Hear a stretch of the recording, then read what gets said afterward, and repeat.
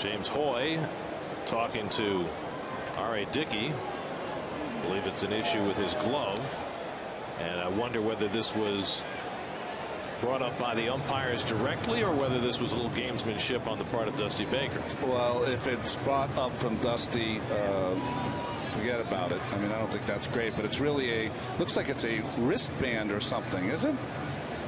Oh no, he gave him the scissors to cut off the ends of the strings. Yeah. I mean, the umpires usually do not call that unless a manager approaches them about it or a player does. Terry's saying he's been pitching all year with this thing.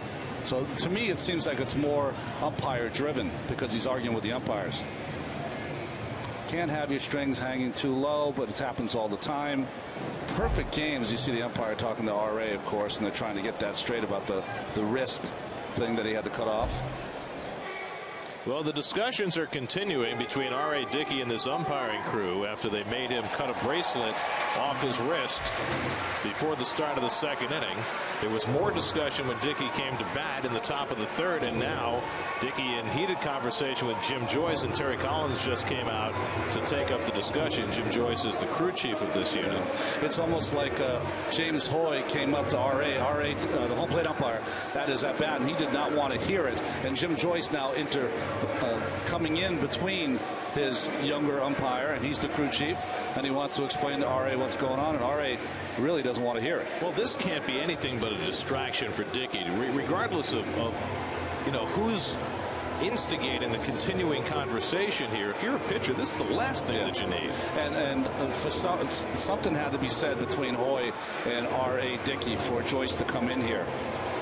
But now they've turned it into a fiasco. I might also mention, remember the relief appearance that Dickey made when right before the All-Star break? This crew was there for that relief appearance. In fact, James Hoy was behind the plate. Now, he was wearing that bracelet then, and I'm not quite understanding why this crew took it upon themselves to deal with that in a way that no other crew has this year. When you're having the kind of year that R.A. Dickey is having, you bring a spotlight on you, you're pitching in a lot of games on TV, all it takes is one person back in the office to notice that, notify the umpires, they get a letter before the game happens, and they make them cut it off. But if that were true, why didn't they approach him before the game began? Why did they wait till the second inning?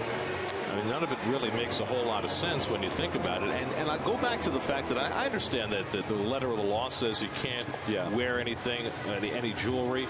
But that is, first of all, it's on his glove hand. Yeah. And second of all, it was a color very similar to his glove. So it's not distracting at all to the hitter, is it? No, absolutely not. And R.A. probably picked that color to make sure it wouldn't have to be discarded. This was just, you know, in my mind. Now, R.A. might have escalated this, but in my mind, it's kind of a simple power play. It's a bit of a fiasco is what it is, and now you hope that R.A. can settle back in, get his mind straight as he faces Zach Cozart for the third.